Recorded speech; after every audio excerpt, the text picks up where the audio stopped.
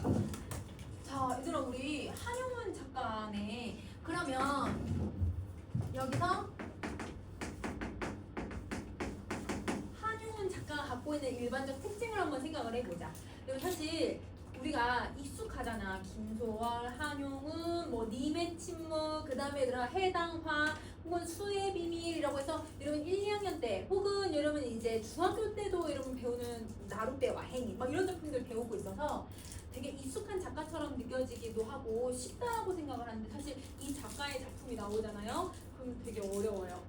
왜 어렵냐면 표현법도 사실 어려워. 우리가 어떤 표현법이 조금 찾기가 어렵냐면 단어나 역설 같은 거 찾기 좀 어렵거든. 근데 이 작가는 역설의 대가야. 그래서 여러분 역설을 많이 써요.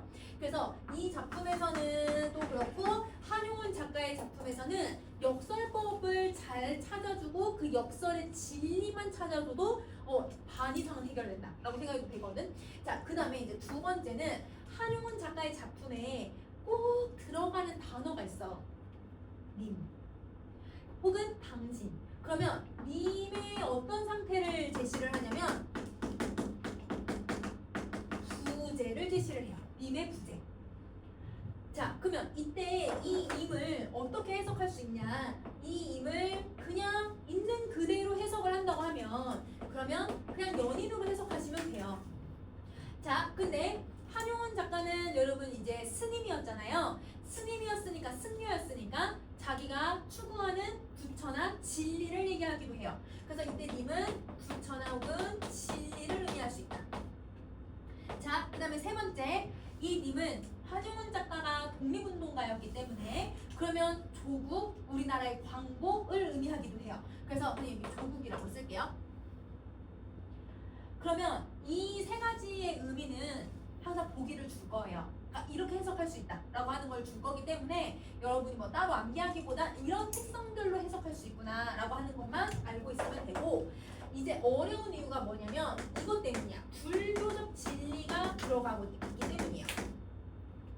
자, 한용운 작가는 여러분 역설을 많이 쓴다고 했잖아요. 근데 여러분 이제 역설에는 아까 뭘 찾아야 된다고? 진리. 그 진리가 한용운 작가에게는 불교적 진리를 찾는 거야. 그러면 우리는 여기서 불교에 대한 이런 내용을 알고 있어야 되는 거야. 그러면 우리가 고전 시가나 아니면 여러분 고전 산문에서 혹은 이렇게 한용운 작가의 작품에서 불교적인 용어를 우리가 알고 있어야 되는 게 뭐가 있냐면 이런 단어죠. 윤회. 그러면 여러분 윤회라고 하는 건 여러분 뭘 얘기하고 있는 거냐면 내가 죽으면 다시 태어날 수 있다라고 하는 것, 내 생애의 삶이 있을 수 있었다라고 하는 것. 그래서 이거는 다시 태어나는 것을 얘기하는데 이 말은 여러분 죽음이 있으면 여러분 이제 탄생이 있는 것이고 여러분 태어나면 언젠가는 또 죽을 것이고요. 죽으면 다시 또 태어날 수 있을 거라고 생각하는 걸 유대사상이라고 하는 거예요. 자, 그 다음에 또 우리가 이제 불교적인 용어에서 또 뭐가 나오냐면 만남이 있으면 이별이 있고 이별이 있으면 만남이 있다. 거자필반 이런 애들이거든. 그러니까 한자를 할 게 아니라 이걸 생각하면 돼. 만남이 있으면 이별이 있는 거고 이별이 있으면 만남이 있다라고 생각하는 거. 자, 한용운 작가는 임에 대한 부재를 계속 얘기할 거기 때문에 임과의 이별을 얘기를 할 거야. 그러면 이 이별을 그냥 받아들이는 게 아니라 이별을 했네? 그러면 언젠가 다시 뭐 할 거라고 믿는 거야? 만남이 있을 거라고 생각을 할 거야. 자, 그 다음에 세 번째. 그러면 여러분 윤회도 그렇고 만나고 이별하고 이별하고 만나고 그 다음에 얘들아 태어나서 죽고 죽어서 태어나고 태어나면 죽고 여러분 계속 반복이 되는 거잖아요. 그러면 이게 지금 무슨 여러분 질서를 가지고 있냐면 계속 원래대로 되돌아오는 거예요. 순환적 질서죠. 그러면 윤회도 그렇고 만남이 이별이 있고 이별이 있으면 만남이 있다라고 하는 이 불교적 진리에는 순환적 질서를 반영하고 있다라고 생각을 해줘야 돼. 자, 그 다음에 두 개만 더 적을 거예요. 선생님 다섯 번째, 네 번째. 자, 여러분 불교적 진리 이 작품을 해석하기 위해서 불교적 진리 뭘 또 알고 있어야 되냐면요. 우리 만물이 있어요. 모든 존재. 그래서 여러분 우리 이제 불교에서는 여러분 동물이든 사람이든 모든 살아있는 존재들을 죽을 때 뭐라고 불러? 중생이라고 부르거든. 그럼 그 중생이라고 하는 단어를 보면 사람이든 동물이든 다 똑같다고 생각을 해. 그래서 똑같은 단어로 배우게 되는 거거든. 그래서 이 중생이 어디에서 단어가 왔냐면 짐승이라는 단어에서 와요. 그래서 여러분 예전에는 짐승이 사람하고 동물을 다 얘기하던 단어예요. 그러다가 이제는 짐승은 동물만 얘기하는 거고 중생은 이제 이러면 불교에서도 사람만 얘기하게 되었거든. 근데 옛날에는 사람과 살아있는 모든 존재들을 얘기를 해. 그러면 이 만물들은 뭐 하는 존재라고 생각하냐면 동등한 존재라고 생각을 하는 거예요. 동등한 존재다. 자, 그 다음에 마지막으로 여러분 이 불교적인 진리에서 우리는 또 어떤 내용들을 이제 기억을 해야 되냐면 여러분 여기서 우리는 이 모든 만물들은 어떻게 살아간다라고 하냐면 동등한 존재로서 여러분 혹시 그 헤르만 헤세의 시타르타라고 하는 소설 혹시 읽어본 사람 있을까? 아니 없어? 그러면 그 헤르만 헤세가 제미안이랑 이거 쓴 사람이잖아. 수레바퀴 아래에서 그 밑에서나. 근데 여러분 그 시타르타가 불교에 대한 내용이에요. 그래서 시타르타라고 하는 이제 왕자가 여러분 이제 왕자의 직위를 다 버리고 여러분 이제 내가 그 불교의 도리를 얻어내고 열반의 상태에 도달하기까지의 그 과정을 쓰고 있는 내용이야. 그래서 약간 뭐랑 비슷하냐면 실제 그 부처님의 석가모니의 삶이랑 비슷한 그런 내용이거든. 근데 거기에서 뭐라고 얘기를 하냐면 어느 정도 진리를 좀 깨우친 그 시타르타가 내가 왕자이든 그 다음 내가 거리의 불황자로 살아가든 내가 스님이 되었든 내가 얘들아 어떻게 열반의 도리에 있든 내가 얘들아 세속적으로 이러면 막 물락가도 막 가고 그러거든요. 그런 곳으로 가든 유흥가를 가든 내가 어디에서 기거를 한다 하더라도 모든 인연은 이어져 있다라고 얘기를 해. 그게 뭐냐면 어느 곳에 가도 우리는 모두 다 동등하기 때문에 다 연결되어 있다라고 보는 거야. 그걸 이런 만물들은 유기적인 관계를 가지고 있다라는 설명을 하는 거예요. 유기적 관계를 갖고 있다. 그러면 요 5가지의 불교의 진리가 이런 선생님이 종교를 얘기한다기보다는 이 시를 이해하기 위한 철학적인 내용이 들어간다고 생각해주면 돼. 그러면 그 내용들을 한번 살펴보자. 자, 우선은 여러분 지문이 여러분 좀 이렇게 산문 형식으로 되어 있어서 여러분 글자가 좀 작기는 하지만 이렇게 좀 작게 띄워가지고 전체를 다 같이 볼게요. 자, 1년 봅시다. 죽은 줄 알았던 이 매화나무 가지에 구슬 같은 꽃방울을 맺혀주고 세잔한 눈 위에 가만히 오는 봄 기운은 아름답기도 합니다. 자, 여러분 딱 선생님이 아까 1년은 상징적 의미 같은 거 생각하지 말고 객관적 정보들을 찾아보자고 했잖아. 여러분 지금 찾을 수 있는 게 여러분 시간이 변하고 있는 건 찾을 수 있을 것 같아요. 시간이 어디에서 어디로 가고 있다는 거 알 수 있어 얘들아? 겨울에서. 그렇지. 봄으로 가고 있는 거야.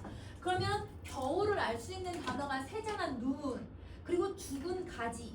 근데 그것들이 봄이 되니까 소생하고 있는 모습들을 설명을 하고 있어요. 그쵸? 그러면 여기서 여러분 또 어떤 표현법을 찾아낼 거냐면 이미지를 찾아낼 건데 자, 죽은 줄 알았다고 하면 뭔가 없어지는 이미지란 말이야. 죽음의 이미지니까 여러분 우리 문학에서 죽음이나 없어지는 이미지를 무슨 이미지라고 해?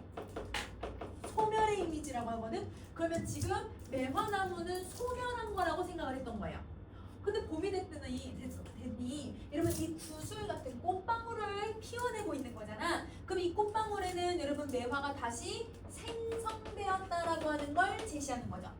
여러분 이 생성의 이미지가 소멸의 이미지의 반대 단어야. 그러면 이 생성의 이미지를 표현하기 위해서 무슨 표현법을 또 같이 썼어야 되나?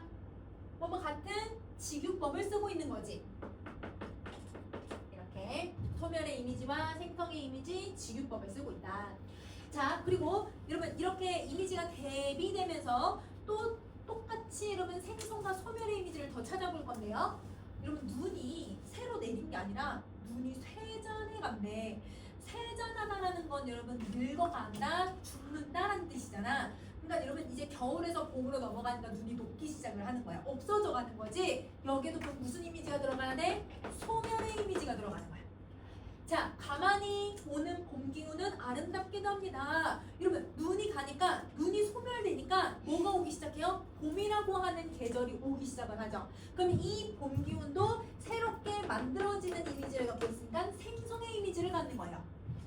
그러면 자, 겨울이라고 하는 계절은 그러면 지금 계속 여러분 눈이나 나뭇가지가 죽은 것처럼 보여서 여러분 소멸의 이미지를 가지고 있었는데 그 소멸한 애들 사이에서 그 자리에서 다시 무언가가 생성이 되는 거야. 근데 여러분 자 꽃이 피어졌잖아. 꽃을 피우고 나면 여러분 여름이 될수록 여러분 이 꽃은 어떻게 될 거예요? 또 죽겠죠. 시들겠죠. 맞아요. 그러면 다시 내년에 또 여러분 눈이 내리고 나면 또 꽃을 피울 거고 또 꽃은 죽겠죠. 그 다음에 겨울이 오면 봄이 올 거고 봄이 지나서 여름이 가고 그 다음 가을이 되고 또 겨울이 올 거예요. 계속 여러분 얘네들은 무슨 질서를 갖고 있는 거예요? 다 순환적 질서를 맞아요. 맞아요. 그래서 여기서는 얘네들이 순환적 질서를 갖고 있다는 거예요. 자, 표현법을 먼저 찾고 상황을 먼저 찾은 다음에 그리고 나서 순환적 질서를 찾아주시면 돼요. 자, 선생님이 지금 일부러 해제를 안 봤어, 얘들아. 여러분은 이제 시험 볼 때는 보기를 볼 거잖아요. 그 보기에 순환적 질서라고 하는 이 명칭은 무조건 들어갈 거예요. 그러면 그걸 여러분이 적용만 하면 되고 1년에서 여러분이 해야 될 건 객관적 정보를 찾아서 보기에 나와 있는 키워드를 어떻게 연결시킬 것인가 이것만 생각해주면 되는 거야. 알겠지? 자 그럼 다시 그러나 여러분 자 그러나라는 표현이 들어가면 우리가 대부분 이제 시에서는 시상에 무엇으로 쓸 때 여러분 그러나를 써? 시상에 전환 그치? 그러면 여기서도 시상의 전환? 그러면 여기 뭐 순환적 질서를 얘기했는데 그게 막 전환이 되는 내용이 나올 건가? 이렇게 생각을 한번 해보고요. 어떤 내용이 나오는지 한번 봐봅시다. 그 밖에 다른 하늘에서 오는 알 수 없는 향기는 모든 꽃의 죽음을 가지고 다니는 세잔한 눈이 주는 줄 아십니까? 한국어긴 한데 얘들아 알 수 없는 향기가 뭔지도 모르겠고 눈이 주는 줄 아십니까? 막 이렇게 얘기하는 거 보니까 뭔가 좀 부정적 같다라고 생각하는 친구들이 꽤 많더라고요. 근데 그게 아니라 이거는 여러분 아까 의미 위에서 찾은 의미를 한번 살펴봐봐. 자 눈이 쇠잔해 가고 있으니까 눈이 사라지고 있으니까 아까 뭐가 피어났었지 얘들아? 꽃이 피어지잖아. 근데 이 꽃을 피워냄으로써 여러분 다시 이 꽃은 뭐가 될 거야 얘들아? 꽃이 죽을 거거든요. 그러면 꽃의 죽음을 누가 준다라고 표현하냐면 눈이 준다라고 해. 맞는 말이죠. 눈이 가야, 눈이 줘야, 눈이 생명을 줘야 그래야 꽃을 피우고 꽃도 다시 여러분 죽음이라고 하는 상황으로 만들어내고 꽃이 죽어야만 다시 나무가 피어나고 이런 식으로 여러분 뭔가 죽어야 사라져야 생성이 되고 또 사라지고 생성되고 이런 과정이 만들어지는 거야. 그러면 얘가 소멸, 얘가 생성, 얘가 소멸. 그러면 여기에도 여러분 지금 무슨 질서를 제시하고 있냐면 순환적 질서가 들어간다는 거죠. 자, 의문문을 볼 게 아니라 의문문을 쓰긴다라고 하는 내용 전에 여기서 의미적인 것들이 어떻게 연결성을 갖고 있는지를 먼저 찾아본 거야. 그러면 이 문장은 이렇게 해석하면 돼. 자, 모든 생명들은 죽음을 만들어낼 수 있는데 그 죽음은 기존에 있었던 어떤 애들이 사라짐으로써 주는 것입니다 라고 하는 자연적 이치를 여러분한테 제시를 했던 거예요. 그걸 이런 걸 여러분 아십니까? 라고 얘기를 한 거죠. 그게 이제 부정의 의미가 아니라 이런 순환적 질서를 너는 아니? 라고 물어본 거야. 그러면 여기도 순환적 질서를 얘기하고 다음도 순환적 질서를 얘기하고 있잖아요. 그러면 저 그러나는 시상의 전환이 아니네요. 얘는 시상을 강조하는 역할을 하고 있는 거예요. 자, 이러면 시상의 전환을 꼭 그러나를 통해서 드러내는 게 아니라 그러나라고 하는 말은 뒤에 있는 내용을 또 강조하고 싶을 때도 쓸 수 있다 라고 생각을 해주면 되는 거야. 자, 그러면 여기서 이제 의미 알 수 없는 향기가 온대. 그 향기로 인해서 여러분 지금 이런 순환적 질서를 화자는 깨닫고 있는 거야. 그러면 이 순환적 질서라는 건 여러분 사실 이제 자연의 어떤 진리, 본질, 법칙, 섭리거든요. 그런 섭리들은 여러분 사실 내가 대략 깨우친다 하더라도 여러분 그 본질 알 수 있어요, 없어요? 여러분 우리는 절대 그 자연의 본질, 자연의 섭리를 완전히 깨우칠 수는 없어. 그래서 화자도 얘들아 자연을 지금 관찰을 하고 있잖아. 자연을 관찰하면서 대략적인 이런 자연의 섭리가 있네 라고 향기는 인식을 하지만 그게 그게 어디에서부터 비롯되는지 알 수는 없는 상태인 거예요. 그러면 알 수 없는 향기라는 건 여러분 자연의 섭리를 얘기해요. 그러면 자, 자연의 섭리 속에서 이 눈이 여러분 꽃에 죽음을 주는 걸 나는 깨우쳤다 라는 의미가 되는 거야. 자, 그러면 이렇게 해서 여러분 이연도 한번 정리 한번 해보자. 구름은 가늘고 시냇물은 옅고 가을 사는 비였는데 파리한 바위 사이에 실컷 붉은 단풍은 곱기도 합니다. 자, 여러분 이제 계절이 바뀐 것 같아요. 여러분 계절이 뭘로 바뀌었어요, 여러분? 가을, 그치? 그러면 이 가을에 지금 어떤 이미지를 썼는지를 보기 전에 아까 위에서도 여러분 자연에 대한 내용 먼저 쫙 제시하고 그리고 그러나 한 다음에 아십니까? 이렇게 들어가거든요. 그러면 1년하고 2년이 지금 문장 구조가 거의 어때요? 비슷하죠? 그럼 해석을 비슷하게 해도 된다는 거예요. 그럼 우리 아까 맨 앞에 여기 앞에 있는 첫 번째 문장은 생선과 소멸의 이미지를 계속 찾아냈었거든? 그럼 여기서도 여러분이 생선과 소멸의 이미지를 찾아주면 좋을 것 같아. 자, 여기서 어떤 애가 소멸의 이미지를 갖고 있을까?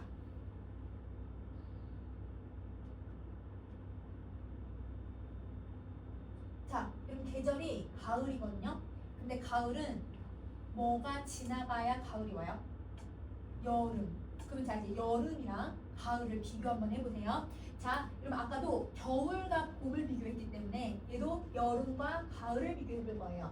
자, 여름은 여러분 이렇게 날씨가 맑아도 하얀 구름들이 계속 흘러가. 오늘처럼 이렇게 날씨 맑아도 하얀색 구름들이 뭉게뭉게 이렇게 막 피어나. 그리고 날씨도 이제 비가 올 거기 때문에 먹구름도 많이 껴. 그러면 여러분 이 여름은 구름의 변화가 되게 많이 생기는 계절인데 근데 여러분 우리가 사계절 중에 날씨가 제일 좋고 구름 한 점 없이 하늘이 맑게 보이는 계절이 언제야? 가을이거든요. 그래서 여름에서 가을로 넘어가면 그 구름들이 점점 가늘어진대요. 줄어든다는 거죠. 자, 그 다음에 여러분 여름이면 비가 많이 오니까 시냇물이나 여러분 이 물들이 여러분 넘쳐요.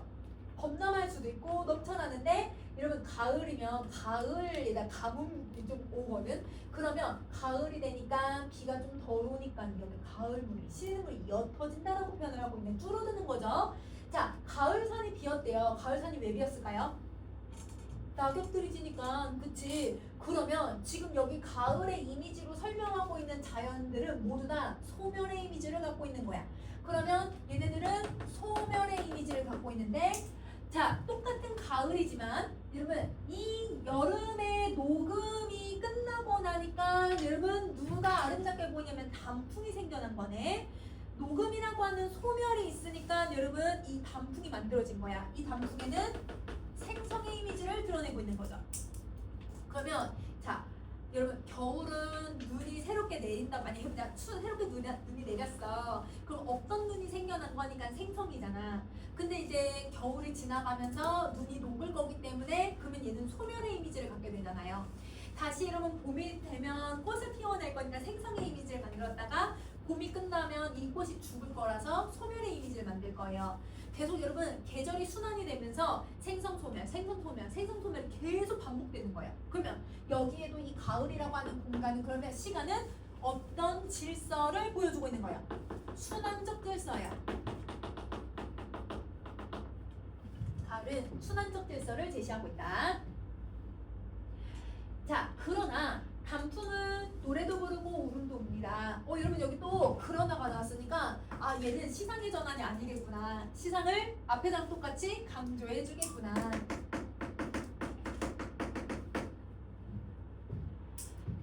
그러한 자연의 인생은 그럼 여러분 노래도 부르고 울음도 우는 단풍의 자연의 인생에는 가을바람의 꿈을 따라 사라지고 기억에 남아있는 지난 여름의 물을 녹은 녹음이 주는 줄 아십니까? 라고 얘기를 해요. 그럼 여기 아십니까를 볼 게 아니라 먼저 아까 했던 것처럼 여름은 여러분 녹음이 만들어져. 그러면 여름이 가면 가을이 오는 거고 이 녹음에 있었던 자리에가 뭐가 생겨나기 시작하는 거야? 노랗게 빨갛게 단풍이 생겨나는 거잖아요. 그러면 단풍이 만들어지죠. 자, 여름과 녹음은 사라지고 이제 기억에만 남아있다고 했으니까 얘는 소멸이 된 거고 가을과 단풍은 여러분 생성이 된 거기 때문에 그래서 모금이 가을에게 혹은 단풍을 새롭게 주었다라고 표현할 수 있게 되는 거죠. 그럼 이것도 순환적 질서를 얘기하고 있다라고 생각하면 되는 거야. 그러면 화자는 봄, 여름, 가을, 겨울이라고 하는 사계절을 관찰함으로써 아, 자연에는 이런 순환적 질서가 있구나라고 깨닫게 된 거야. 자, 그러면 이제 마지막 3년을 볼 건데 이건 여러분 지금 얼른 한번 읽어볼래? 읽고 선생님이랑 같이 한번 비교를 해보자.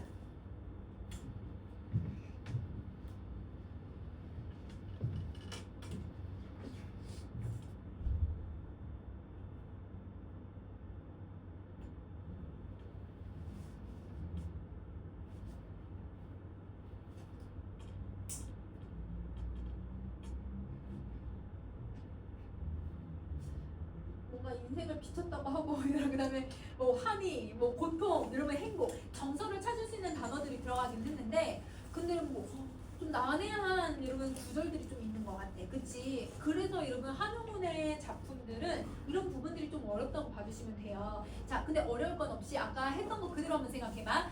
일경초가 뭔진 모르겠지만 얘가 장육금신이 되고 장육금신은 다시 일경초가 된대.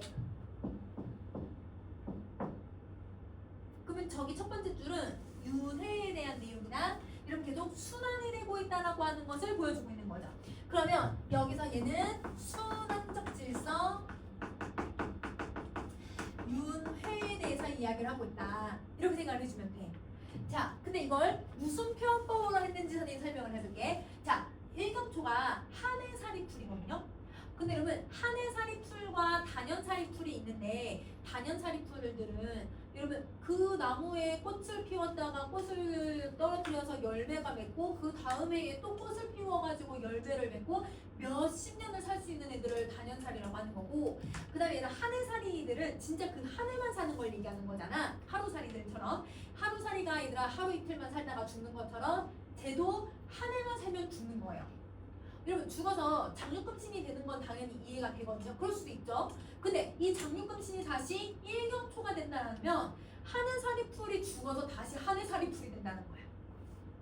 그럼 이게 말이 되는지를 생각해요. 그냥 문장 그 자체로 단연살이풀이 된다라고 하면 이건 이해가 돼. 왜냐면 얘는 계속 얘들아 순환이 되는 거니까. 근데 한해살이풀이 다시 한해살이풀이 된다라고 하는 말은 이거는 말이 안 되거든요. 여기에 뭐가 들어가냐면 역설이 들어가요. 한해살이풀 때문에. 그러면 여기는 여러분 역설법이 들어가는데 여기서 역설의 진리를 찾아야 되잖아. 진리가 뭘까? 여러분 한용운은 어떤 진리를 제시하기 위해서 이렇게 문장을 썼을까요? 순환적 뜻이에요. 윤회예요. 그쵸? 그래서 이거는 순환적 질서를 여러분 가지고 있다는 걸 제시를 해주는 거야.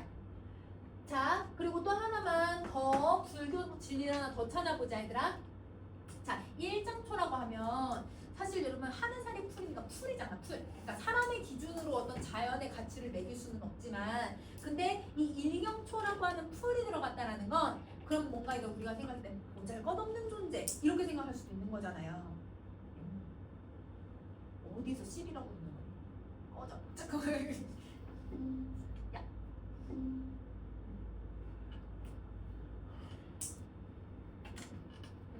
자, 그래서 일경초라고 하는 건 여러분 사실 보잘것없는 그냥 풀, 흔해 빠진 풀들이야. 근데 여러분 장육금신의 뜻을 봤더니 이거는 불상이라고 하거든. 근데 여러분 장육불이라고 하는 부처님이 계셔. 혹시 여러분 그 1학년 때 최측전이라고 하는 작품 배웠던 친구들 혹시 기억나? 아니야?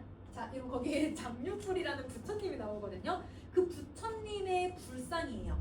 또 우리는 불상을 봐도 부처님이라고 생각을 하잖아요. 그러면 보잘것없는 존재가 뭐가 될 수 있냐면 부처님 같은 여러분 열반의 상태에 도달한 사람이 될 수 있는 거고 그 열반의 상태에 도달한 사람이 다시 보잘것없는 일경초가 될 수 있다는 거야. 그러면 이 말은 여러분 어떤 높은 가치를 갖고 있는 사람이든 낮은 가치를 갖고 있는 사람이든 사실 여러분 다 똑같다라는 생각을 갖고 있는 거지. 여러분 아까 선생님이 설명했던 불교의 진리 뭐에 대해서 얘기하고 있는 거야?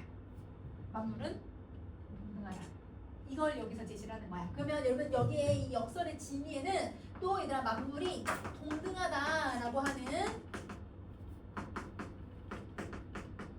상식을 드러내고 있다. 이렇게 정리해 주시면 돼요.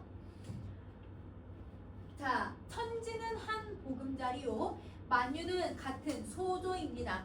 자, 이런 우선 표현법 찾을 수 있어요. 이런 표현법을 각각 문장에서 찾아봅시다. 여러분 여기서 앞에 나온 말은 천지는 보금자리요, A는 B요 라고 했으니까 은유법을 쓰는 거죠. 다시 만유는 소조이다 라고 했으니까 A는 B다 라고 했으니까 여기도 은유법을 써요. 여러분 근데 이때 같은은 여러분 그 비유를 하는 같은 지류법이 아니라 모든 소조래. 소조가 무슨 뜻이야? 소조. 작은 새. 그러면 여러분 모든 만유는 다 작은 새들과 똑같다 이런 의미인 거야. 그럼 이거는 여러분 비유법이 아니야. 자, 그러면 우선은 여러분 한번 천지는 한 보금자리요 라고 하는 건 천지가 뭐냐면 이 세상이에요. 이 세상은 어딜 가도 내 보금자리가 될 수 있다라는 거야. 그럼 아까 선생님이 누구 얘기했냐면 시타르타에 대해서 얘기를 했거든. 시타르타는 아까 얘들아 내가 왕자가 되든 여러분 유랑자가 되든 내가 얘들아 어디에서 산다 하더라도 그곳에서 여러분 인연을 맺어가지고 뭘 한다고 하냐면 유기적인 존재가 될 수 있다라고 얘기를 했잖아.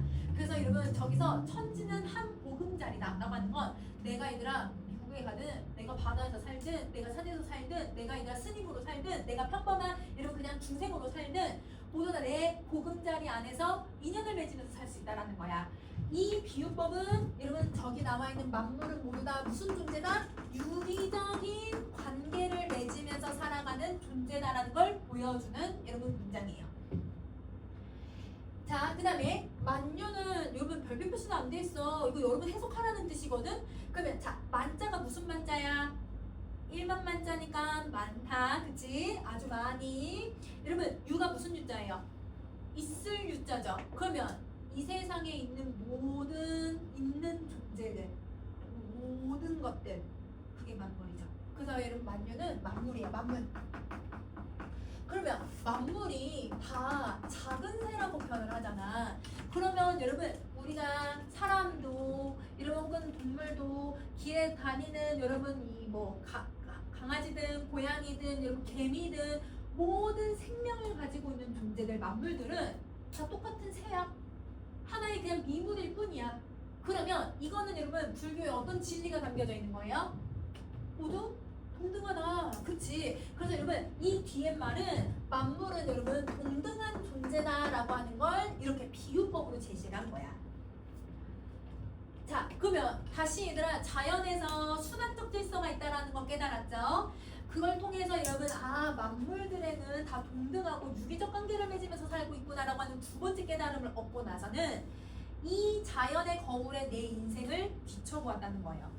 그럼 자, 우리 1학년 때 여러분 거울, 이상의 거울 혹은 윤동주의 자화상, 윤동주의 참회로 이런 작품들을 보면 비춰보잖아. 이 비춰보는 행위가 아니라 무슨 태도를 만들어내? 성찰. 그치? 자기 성찰을 하는 거야. 그러면 여기서 여러분 성찰을 도와주게 해준 성찰의 매개체가 누구예요? 자연의 거울이죠. 그러면 여기서 말하는 자연의 거울은 아까 위에 나왔던 여러분 자연의 인생이라는 단어도 나왔고 그 다음에 여러분 이 자연의 인생이나 자연의 거울은 모두 다 자연의 섭리를 얘기하는 거거든. 그러면 자연의 섭리를 내가 깨닫고 나니까 그 자연의 섭리를 가지고 내 인생을 반추해봤다 라고 얘기를 하는 거야. 그러면 여러분 화자는 여러분 이 자연의 거울이 섭리라고 생각하고 본질이라고 생각함으로써 그러면서 성찰을 하고 있구나. 그러면 그 성찰의 결과가 마지막 줄이에요. 고통은 가시덤불 뒤에 한이의 낙원을 건설하기 위하여. 우선 여기까지 한번 해석을 해보자. 자, 여러분 고통과 일단 지금 그 환희가 나오면 지금 화자의 인식은 여러분 뭐가 있어야 뭐가 있다라고 생각을 하고 있는 거야. 얘네 뒤에 얘가 건설된다고 보는 거잖아. 그러면 고통이 있어야 환희가 있다라고 생각을 하는 거예요. 그 다음 또 여러분 이 고통적인 고통의 순간을 뭐에다 지금 비유를 하냐면 가시덤불에다가 비유를 하고 있네. 그래서 여러분 우리 인생을 표현할 때도 가시밭을 걷는다, 이 가시길을 걷는다 이런 표현을 비유해서 표현하잖아. 인생이 너무 고달플 때 인생 가시밭을 걸어가는 것 같아 이렇게 비유를 한단 말이야. 그럼 이거는 되게 힘들고 고통스럽고 실현의 시간인 거야. 근데 그걸 어떤 공간으로 표현하는 거냐면 낙원의 공간을 건설할 수 있다고 하거든요. 그러면 우리는 일반적으로 낙원이라고 하는 이 천국 혹은 여러분 파라다이스라고 하는 이런 공간은 여러분 그냥 있는 거라고 생각하잖아. 내가 뭔가 착한 일을 하거나 내가 뭔가 좋은 일을 해야 낙원에 갈 수 있다고 생각을 하는 거잖아요. 근데 여기서 고통을 겪어야만 낙원에 갈 수 있다고 얘기를 해요. 그럼 이 문장만 딱 봤을 때는 여러분 부정적인 단어랑 긍정적인 단어가 동시에 성립하고 있는 거야. 그러면 여기에 무슨 편법이 들어가고 있냐면 역설. 그래서 여기에 역설법이 쓰이는데요. 자, 이 역설에는 여러분 진리가 담겨져 있어야 돼요. 여러분 만약에 한 번도 행복을 느껴본 적이 없는, 환희를 느껴본 적이 없는 사람이 있다고 생각을 해보자. 그러면 그 사람은 여러분 고통도 알 수 있을까요? 만약에 자, 고통을 한 번도 느껴보지 못했던 사람은 행복을 느낄 수 있을까요?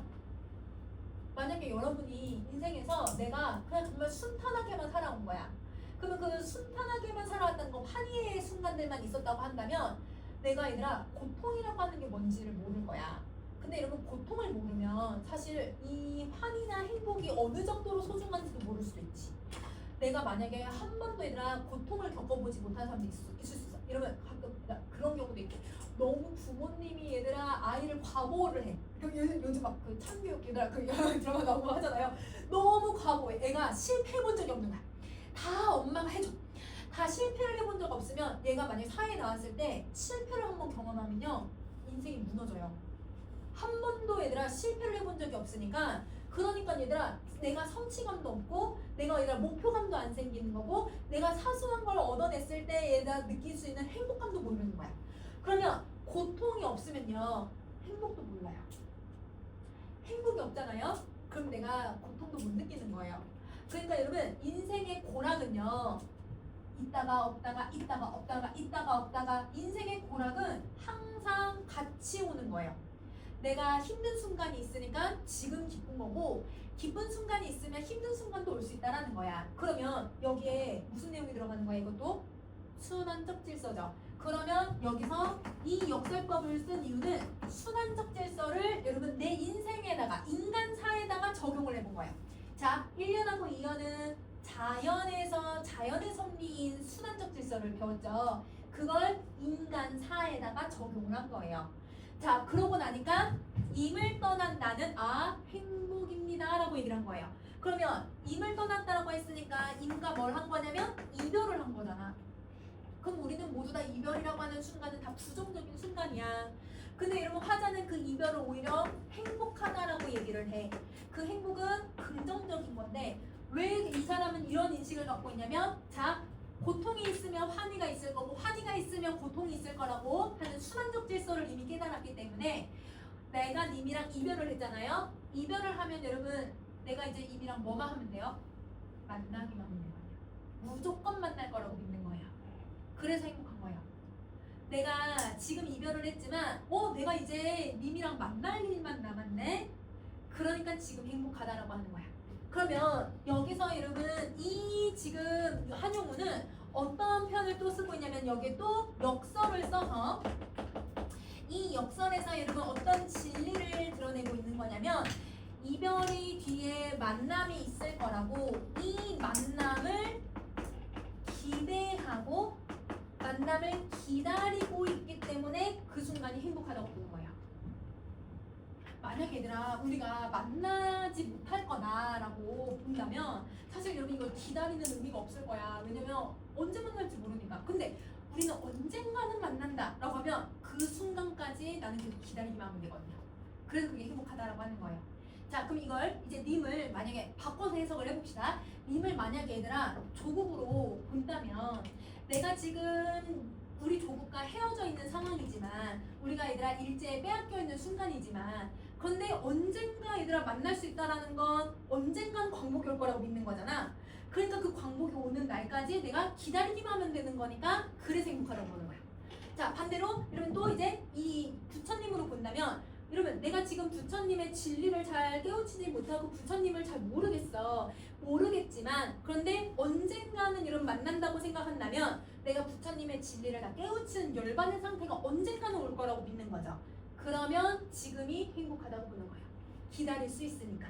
그래서 한용운의 작품에 얘들아 다른 님의 침묵이라든지 여러분 이 수의 비밀에서도 여러분 이 이별을 오히려 긍정적으로 수용을 하는 경우들이 많거든. 왜냐면 만날 수 있을 거라고 믿는 윤회적인 사상과 그 다음에 얘들아 이 불교적인 순환적 질서가 들어가 있기 때문이다 라고 생각해 주면 돼. 어려워요. 그래서 여러분 이 한용운의 작품은 조금 여러분 불교에 대한 내용을 알고 있어야 되기 때문에 요거를 좀 기억을 해주면 좋을 것 같아. 자, 그러면 넘어가서 이런 편법 하나만 더 정리해보자. 자, 어떤 여러분 표현법을 썼냐면 소멸생성, 고통환유 혹은 고통행복, 그 다음에 낙원과 그 다음에 가시덤불 다 반대의 속성을 갖고 있는 애들이잖아. 무슨 표현법이야? 대조적 표현을 쓰는 거야. 그러면 대조적 표현을 통해서 보편적 속성을 드러낸다고 하네. 자, 이 보편적 속성이 그러면 뭘까 얘들아? 자연의 섭리. 아까 역설을 가지고서 했잖아. 그래서 이런 표현법을 쓰고 있다라고 정리해주면 될 것 같아. 자, 작품 정리는 아까 얘들아 작가에 대해서 쭉 정리했으니까 넘어가 보도록 할게요. 여러분 산에 대하여